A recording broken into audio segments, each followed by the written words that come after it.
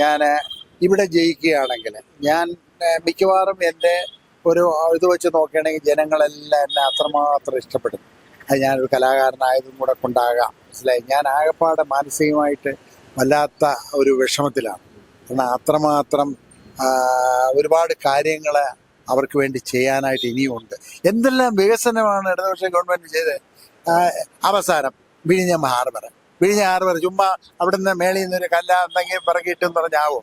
അതിന് ഒരു ആർജവും ബാക്കിയുള്ളവർ എനർജറ്റിക്കായിട്ട് ബാക്കി കാര്യങ്ങൾ നീക്കണം. അതേപോലെ ഗെയിൽ പൈപ്പ്, അതേപോലെ പിന്നെ മെട്രോ, എന്തെല്ലാം കാര്യങ്ങളാണ്. ഏറ്റവും സന്തോഷമുള്ള കാര്യം തന്നെയാണ് ഇപ്പൊ ഒരു സിനിമ ഒരു കലാകാരനിൽ നിന്ന് ഒരു സ്ഥാനാർത്ഥിയായിട്ട് മാറുകയാണ്. അപ്പൊ എന്ത് തോന്നുന്നു ഈ ഒരു മാറ്റത്തിൽ?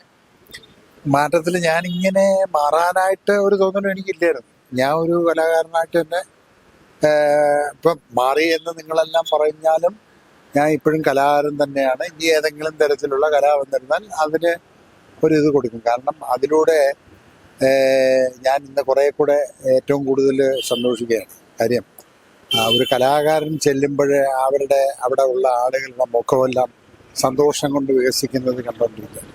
എനിക്ക് കലയെന്ന് പൂർണ്ണമായിട്ട് മാറാൻ പറ്റില്ല. ഞാനിത് വിചാരിച്ചിരിക്കാതെ വന്ന ഒരു സ്ഥാനമാണ്, ഒരു മത്സരമാണ്.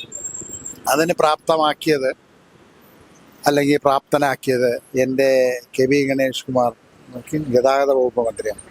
അദ്ദേഹത്തിനോടൊപ്പം 2001 മുതൽ മന്ത്രിയുടെ ഇതായിട്ട് വന്നെങ്കിലും അതിന് മുമ്പേ ഉള്ള ബന്ധമാണ്. അത് ആ സമയത്ത് അദ്ദേഹം പോലും മന്ത്രിയാകുമെന്ന് വിചാരിക്കാത്തത്. നമ്മൾ ഓരോ കാര്യങ്ങളും വിചാരിക്കാത്ത കാര്യങ്ങൾ ഓരോന്നും സംഭവിച്ചുകൊണ്ടിരിക്കുക.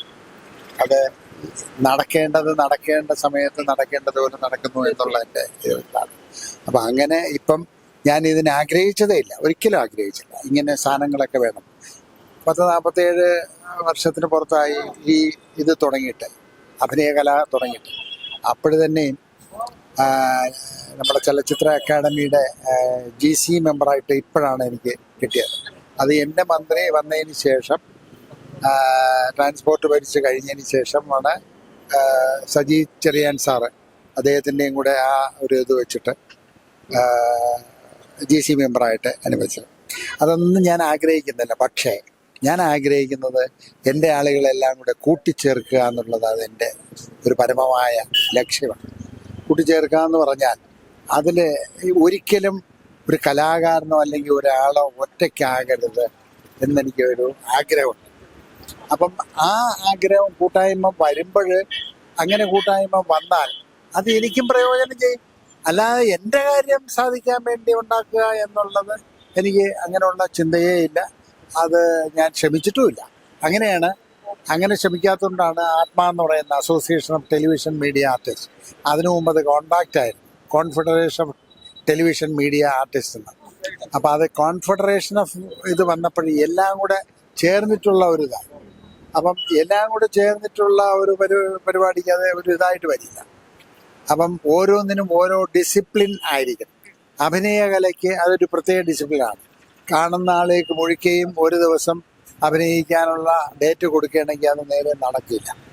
അപ്പം അതിനെല്ലാം ഒരു ആർജവം അല്ലെങ്കിൽ അതിനെല്ലാം ഒരു ഡിസിപ്ലിൻ ആകണം എന്ന് വിചാരിച്ചും കൊണ്ട് അതിനെല്ലാം കൂടെ ആ ആളുകളെ എല്ലാം കൂടെ കൂട്ടിച്ചേർത്ത് ഒരു സംഘടന ഉണ്ടായി. അപ്പം ആ സംഘടന ഉണ്ടാക്കിയത് കൊണ്ടാണ് അതിനെ ഒരു ഇത് വന്നത്. അതായത് ആ സംഘടനയിലൂടെ ഒരു ഡിസിപ്ലിൻ ഉണ്ടായി. ആ ഡിസിപ്ലിൻ ഉണ്ടാകാനായിട്ട് 2001 മുതൽ മന്ത്രിയായിരുന്ന ശ്രീ കെ.വി. ഗണേഷ് കുമാർ ആ ജനങ്ങളുടെ എല്ലാം അല്ലെങ്കിൽ ആർട്ടിസ്റ്റുകളുടെയൊക്കെ ഒരു ഉറ്റ തോഴനാണ്. അപ്പം അങ്ങനെ അദ്ദേഹത്തിനോട് കാര്യം പറഞ്ഞ് അദ്ദേഹം സമ്മതിച്ച് അങ്ങനെ ആളുകളെല്ലാം കൂടെ ഒരുക്കിയെടുത്ത് വന്നതാണ് ആത്മാന്നും അമ്മ എന്ന് പറയുന്ന സംഘടന. അമ്മ എന്ന സംഘടനയൊക്കെ ശ്രീ കെ.വി. ഗണേഷ് കുമാർ ഉണ്ടാക്കിയതാണ്. അദ്ദേഹം അതിൻ്റെ തലപ്പത്ത് ഓരോ കാര്യങ്ങളിലും എല്ലാ ഇത് ഉണ്ടാക്കാനായിട്ട് ഓരോ തലപ്പത്ത് ആരെങ്കിലും വേണം, അത് കോർഡിനേറ്റർ വേണം. അങ്ങനെ അതുമായിട്ട് ചേർന്ന് ആത്മ വന്നപ്പോൾ ഞാനതിൽ നിന്നും അദ്ദേഹത്തിൻ്റെ ഇതായി. അപ്പോൾ ഇന്ന് എന്തായി, 700-800 പേർക്ക് ഒരു നാഥനുണ്ട്. എന്തെങ്കിലും അവർക്കൊരു കാര്യം വന്നാൽ ചോദിക്കാൻ ഒരാളുണ്ട്. അതാണ് ജനങ്ങൾ ഇഷ്ടപ്പെടുന്നത്. അതേപോലെ ഇവിടെ ഒരു കോർപ്പറേഷൻ ഇലക്ഷൻ ഇപ്പം വന്നിരിക്കുക. ഇവിടെ ഇലക്ഷന് കഴിഞ്ഞ 10 വർഷമായിട്ട് വളരെ സ്തുത്യർഹമായ രീതിയിൽ തന്നെയാണ് ഈ കോർപ്പറേഷൻ കൊണ്ടുപോയിക്കൊണ്ടിരിക്കുന്നത്. അതിന് യാതൊരു മാറ്റമില്ല. പക്ഷേ ആ ഒരു ഇതിൽ ഇടയ്ക്കിടയ്ക്ക് വേറെ പാർട്ടികളും എല്ലാം കൂടി വരുമ്പോൾ ഇവിടെ കഴിഞ്ഞ 3 തവണയായിട്ട് 15 വർഷമായിട്ട് BJP-ക്കാരാണ് ഭരിക്കുന്നത്.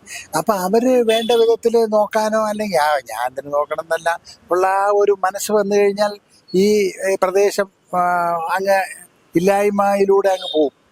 ആ മാലിന്യ കൂമ്പാരമായിട്ടൊക്കെ മാറുന്നത് അങ്ങനെയുള്ള ഇതാണ്.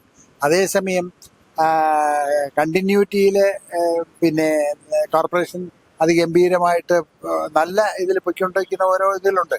അപ്പം അതുകൊണ്ട് ഇതിനെ നമുക്ക് നല്ല കാര്യങ്ങൾ ചെയ്യാനായിട്ട് ഒരു കണ്ടിന്യൂറ്റി വേണം. അത് തരാനാണ് ഞാൻ ആവശ്യപ്പെടുന്നത്.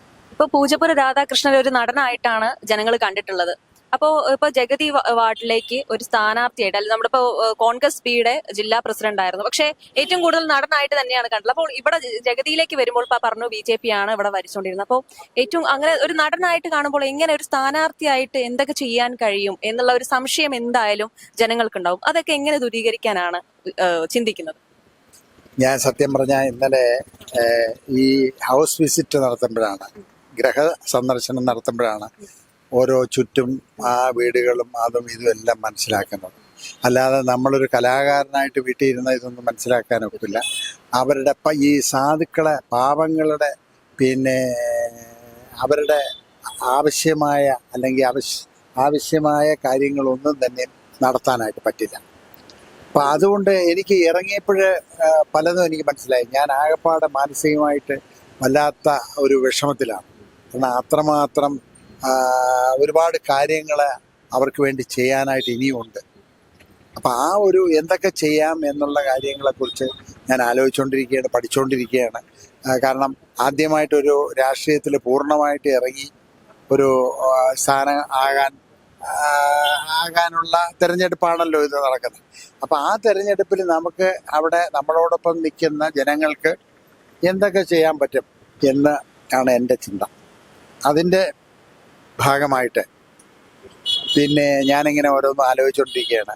എന്തെങ്കിലും രീതിയിൽ ഞാൻ ഇവിടെ ജയിക്കുകയാണെങ്കിൽ ഞാൻ മിക്കവാറും എൻ്റെ ഒരു ഇത് വെച്ച് നോക്കുകയാണെങ്കിൽ ജനങ്ങളെല്ലാം എന്നെ അത്രമാത്രം ഇഷ്ടപ്പെടും.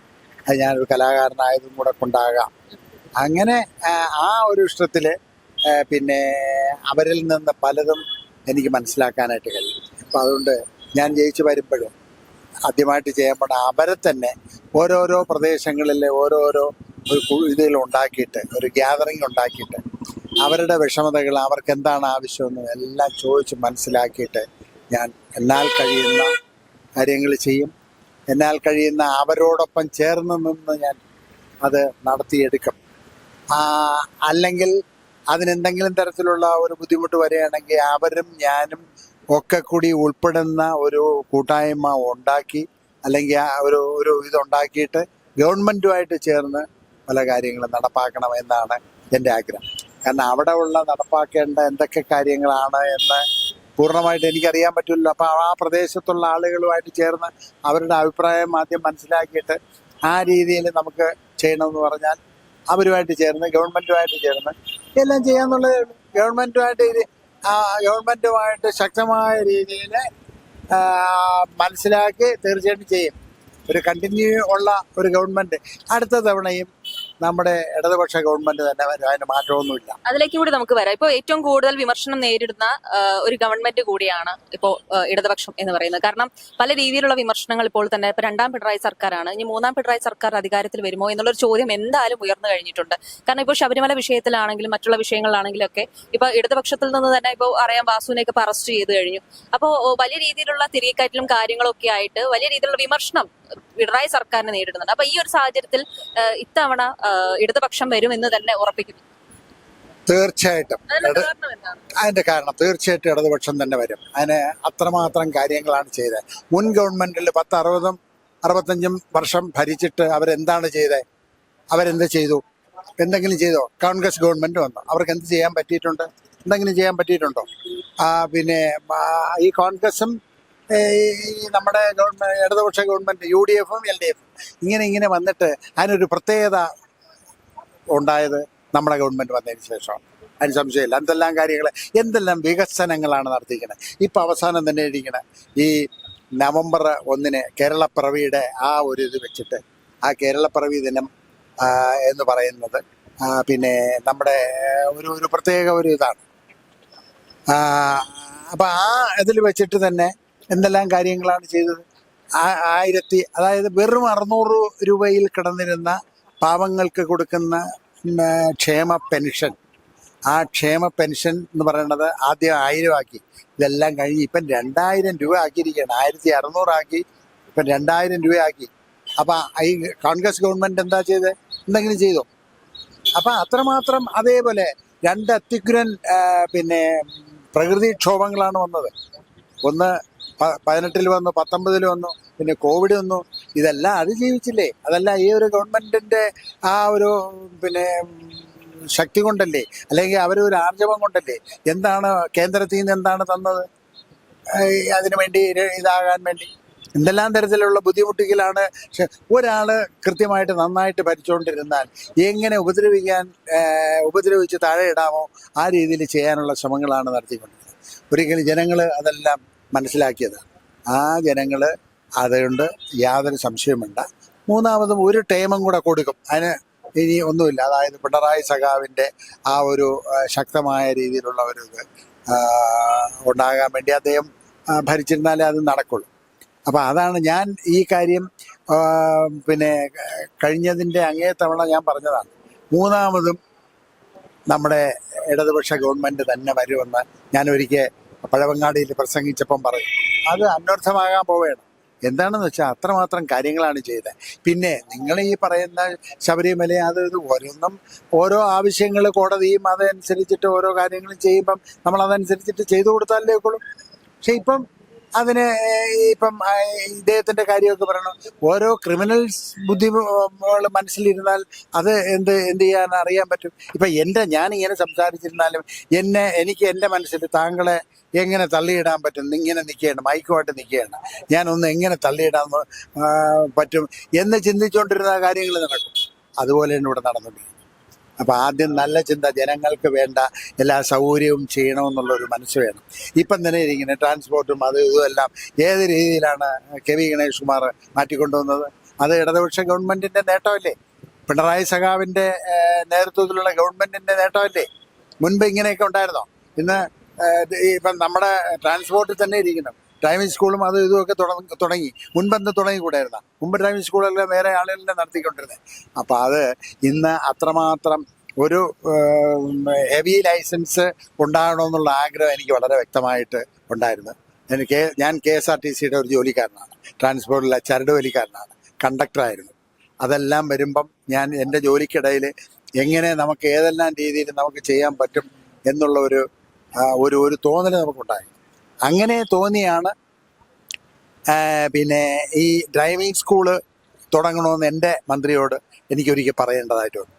അത് ഉടനെ ഉൾക്കൊണ്ടു. നല്ല കാര്യങ്ങൾ ആരെന്ത് പറഞ്ഞാലും എന്ത് ചെയ്താലും അത് ഉടനെ ഉൾക്കൊള്ളാനുള്ള മനസ്സ് അദ്ദേഹത്തിനുണ്ട്. അങ്ങനെയാണ് KSRTCക്ക് ഡ്രൈവിംഗ് സ്കൂള് ഉണ്ടായത്. ഡ്രൈവിംഗ് സ്കൂൾ വന്നപ്പോൾ അതിൽ പഠിച്ചിറങ്ങുന്ന ഓരോ കുട്ടികളും നല്ല ചെറുപ്പക്കാരായിട്ടുള്ള കുട്ടികൾ ഹെവി ലൈസൻസുമായിട്ട് സ്വന്തമായിട്ട് നേരെ ഓടിച്ചു പോവുകയാണ്. ആ രീതിയിൽ KSRTCക്ക് ഉണ്ടാക്കാൻ പറ്റിയില്ലേ? അതേപോലെ ഇന്ന് കാണുന്ന ഒരുപാട് മാറ്റങ്ങൾക്ക് കാരണം അതിൻ്റെ നഷ്ടങ്ങളെല്ലാം കുറച്ച് ഓരോരോ നല്ല നല്ല കാര്യങ്ങൾ കൊണ്ടുവരാനുള്ള ഒരു ഇത് വേണ്ടേ? അപ്പം അതിനുള്ള ഒരു ആർജവം, അതിനെ സമ്മതിക്കാതെ ചുമ്മാ ക്രിട്ടിസൈസ് ചെയ്തുകൊണ്ടിരുന്നാൽ എന്ത് ചെയ്യാൻ പറ്റും? അതാണ് ഇവിടെ നടക്കുന്നത്. നല്ല കാര്യങ്ങൾ ആണ് ഈ ഇടതുപക്ഷ ഗവൺമെൻറ് ചെയ്തുകൊണ്ടിരിക്കുന്നത്.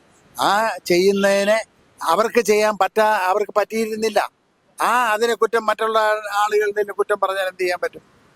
അതാണ് കാര്യം. ഇപ്പൊ ഒരു നടനാണ്, അപ്പൊ ഈ രാഷ്ട്രീയത്തിലേക്ക് ഇറങ്ങി ഇനിയിപ്പോ ഇവിടെ വാർഡിൽ ജയിക്കുകയാണെങ്കിൽ എങ്ങനെയാണ് ഇതിപ്പോ സിനിമയും സീരിയലും എല്ലാം ഒരുമിച്ച് കൊണ്ടുപോകാൻ പറ്റുമോ? അതോ രാഷ്ട്രീയത്തിന് വേണ്ടി മാത്രം ഇനിയുള്ള ജീവിതം ഒഴിഞ്ഞു വയ്ക്കും? ഒന്നുമില്ല. എൻ്റെ മനസ്സിലുള്ളത്, എങ്ങനെയെങ്കിലും നമുക്ക് ഒരു കസേര കിട്ടുമ്പോൾ ആ കസേരയിൽ ഇരുന്നിട്ട് എന്തൊക്കെ ചെയ്യാൻ പറ്റും, നല്ലത് ചെയ്യാം, ചീത്തയും ചെയ്യാം. അങ്ങനെ ചെയ്ത ആളുകളാണ് ഈ വാസവും അതുപോലുള്ള ആളുകളും എല്ലാം പറ്റിപ്പോയത്. അങ്ങനെ വന്നതാണ്. അത് നല്ലത് മാത്രം ചെയ്യാനായിട്ട് എന്ത് ഗുണഗണങ്ങൾ അല്ലെങ്കിൽ എന്ത് ഗുണം ആ ആളുകൾക്ക് ചെയ്തു കൊടുക്കാൻ പറ്റും എന്നുള്ള കാര്യം ആദ്യം മനസ്സിലാക്കണം. എന്നിട്ട് ഒരു കസേര കിട്ടുമ്പോഴേ അത് പറ്റും. ആ നല്ലത് ചെയ്യാനായിട്ട് ശ്രമിച്ചു കഴിഞ്ഞാൽ നല്ലത് തന്നെ ഉണ്ടാവും. അതുകൊണ്ട് എന്നെ സംബന്ധിച്ച് താങ്കൾ ചോദിച്ചു ഇനി ഇത് കഴിഞ്ഞാൽ എന്ത് ചെയ്യും, രാഷ്ട്രീയത്തിൽ പോകുന്നു. എൻ്റെ ജോലി രാഷ്ട്രീയം, പൂർണ്ണമായിട്ട് രാഷ്ട്രീയമാണെങ്കിൽ അതിനോടൊരു നീതി പുലർത്തണം. ഞാൻ എൻ്റെ അഭിനയകലയിൽ ഒരുവിധമെങ്കിലും എന്തെങ്കിലും നീതി പുലർത്തിയോ എന്നുള്ളത് ഞാൻ കാണുന്നത് എൻ്റെ ആളുകളെ അന്വേഷിച്ച് ഞാൻ വോട്ട് തേടി പോകുമ്പോൾ അവരുടെ മനസ്സിൻ്റെ അല്ലെങ്കിൽ അവരുടെ മുഖം ഒരു കണ്ണാടി എന്ന് പറഞ്ഞ പോലെ ആ മുഖത്തിലൂടെ കാണുന്ന സന്തോഷവും അവരെ ഒരു ഇതാണ് ഞാൻ കാണുന്നത്. എന്തുകൊണ്ടാണ്? അവരെ എന്നെ ഇഷ്ടപ്പെടുന്നു എന്നുള്ളതിൻ്റെ തെളിവാണ്. എന്തെങ്കിലും തരത്തിലുള്ള ഒരു ഇത് വരണമെങ്കിൽ എൻ്റെ ഞാൻ മുമ്പ് എന്തെങ്കിലും ചെയ്തതിൻ്റെ ഇതല്ല, എന്നോട് അവർക്ക് തോന്നുന്ന സന്തോഷവും ഇതുമെല്ലാം എന്നിൽ എന്തെങ്കിലും ഒരു ഗുണം ഉണ്ടാവും എന്ന് വിചാരിച്ചിട്ടാണ്. അപ്പം നമ്മൾ ഒരു കസേര കിട്ടിയാൽ നല്ല കാര്യങ്ങൾ ചെയ്യാനുള്ളത് ചെയ്തതിനാണ്. അത് ഇരുന്നിട്ട് പോയതിന് ശേഷം എന്നത് ചെയ്യാമായിരുന്നു, അങ്ങനെ ചെയ്തിരുന്നെങ്കിൽ അങ്ങനെ വന്നേനെ, അതല്ല. അതാണെന്ന് കെ പി ഗണേഷ്കുമാർ അദ്ദേഹം ചെയ്തുകൊണ്ടിരിക്കുന്നത്. മനസ്സിലായില്ലേ? അതാണ് ഇടതുപക്ഷ ഗവൺമെന്റ് ചെയ്തുകൊണ്ടിരിക്കുന്നത്. എന്തെല്ലാം വികസനമാണ് ഇടതുപക്ഷ ഗവൺമെന്റ് ചെയ്തത്. അവസാനം വിഴിഞ്ഞം ഹാർബർ ചുമ്മാ അവിടുന്ന് മേളിൽ നിന്നൊരു കല്ല എന്തെങ്കിലും പിറകിട്ടെന്ന് പറഞ്ഞാവും. അതിന് ഒരു ആർജവും ബാക്കിയുള്ള ഒരു എനർജറ്റിക് ആയിട്ട് ബാക്കി കാര്യങ്ങൾ നീക്കണം. അതേപോലെ ഗെയിൽ പൈപ്പ്, അതേപോലെ പിന്നെ മെട്രോ, എന്തെല്ലാം കാര്യങ്ങളാണ്. ഇതിലെല്ലാം ജനാധിപത്യ വ്യവസ്ഥയിൽ ഓരോരുത്തർ പങ്കുകൊള്ളണം എന്നുള്ളതുണ്ട്. അതനുസരിച്ചിട്ട് ചെയ്തിട്ടുണ്ടാകാം. കോൺഗ്രസിന്റെ പങ്ക് എന്ന് പറയുന്നത് മുമ്പ് കല്ലിട്ട് ഓർഡറും എല്ലാം ചിലപ്പം എല്ലാം വാങ്ങിച്ചാണ്. പക്ഷെ അതിനൊരു കണ്ടിന്യൂറ്റി ചെയ്യാനുള്ള ഒരു ആർജവം അത് വന്ന് നടപ്പാക്കുന്നതല്ലേ എൻ്റെ ഒരു ഇത്. എന്തായാലും ഒരു വിജയ ആശംസകൾ തന്നെ നേരുന്നു. എന്തായാലും ഈ ഒരു വാർഡിന് നിങ്ങൾക്ക് വളരെ നല്ലൊരു വിജയം കൈവരിക്കാൻ സാധിക്കട്ടെ. അതുപോലെ തന്നെ ഈ ഇവിടുത്തെ ജനങ്ങൾക്ക് വേണ്ടിയിട്ട് നല്ലൊരു ഭരണം കാഴ്ചവെക്കാൻ സാധിക്കട്ടെ എന്നും കൂടി ആശംസിക്കുന്നു. നന്ദി. വളരെ നന്ദിയുണ്ട്. ഞാൻ തീർച്ചയായിട്ടും എൻ്റെ ജീവിതം ഞാൻ ഇതുവരെയും ഒരു കൗൺസിലറായിട്ടോ അല്ലെങ്കിൽ ഒരു രാഷ്ട്രീയ നേതാവായിട്ടോ അങ്ങനെ മിന്നി തിളങ്ങണമെന്നൊന്നും എനിക്ക് ആഗ്രഹമില്ല. എനിക്ക് എവിടെ പോയിരുന്നാലും ഞാൻ ഏറ്റവും രണ്ടാം നിരയിലേ ഇരിക്കുള്ളൂ. എന്താണെന്ന് വെച്ചാൽ ആദ്യം പ്രധാനപ്പെട്ട വൻ ആളുകളെല്ലാം വരുമ്പോൾ, പ്രായമുള്ളവർ വരുമ്പോൾ എല്ലാം മാറിക്കൊടുക്കേണ്ടി വരും. പക്ഷേ അതേസമയം രണ്ടാം നിരയിലിരുന്ന മാറേണ്ട കാര്യമില്ല. അവിടെ ഇരുന്ന് അതിൽ പങ്കുകൊള്ളാം. മറ്റേ ഓരോ തവണ എണീറ്റ് വരുമ്പോഴേനും എന്നാലും എന്നാൽ കഴിയുന്ന ആ ഒരു ഇത് ഞാൻ ചെയ്യാറുണ്ട്. അതെൻ്റെ പ്രവൃത്തിയുടെ ഞാൻ വളരെ ചെറുതിലേ മുതൽ ശീലിച്ചതിൻ്റെ ഒരു ഭാഗമാണ്. അപ്പം അതുകൊണ്ട് പിന്നെ ഈ രാഷ്ട്രീയത്തിൽ വന്നിരുന്നാലും അതിനോട് നീതി പുലർത്തും. തീർച്ചയായിട്ടും ഞാൻ എൻ്റെ ആളുകളോടൊപ്പം ഉണ്ടാവും, സാധുക്കളോടൊപ്പം ഞാൻ ഉണ്ടാവും. അവരുടെ ആവശ്യങ്ങളും ആവലാതികളും ഒക്കെ കേട്ടുകൊണ്ട് ഞാൻ അവരോടൊപ്പം ഉണ്ടാവും. എന്തെങ്കിലും എന്നെ കൊണ്ട് പറ്റാതെ വന്നാൽ ഞാൻ അവരെയും കൂട്ടി അതിൻ്റെതായ ഉണ്ടാക്കാനായിട്ട് ശ്രമിക്കും. അത് മാത്രമേ എനിക്ക് പറയാനുള്ളൂ.